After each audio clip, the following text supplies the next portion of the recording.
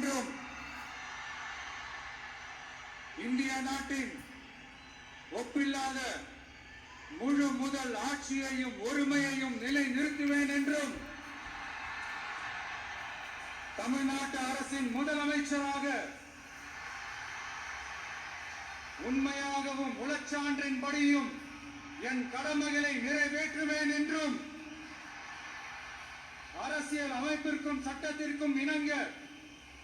அச்சமும் ஒருதலை சார்பும் இன்றி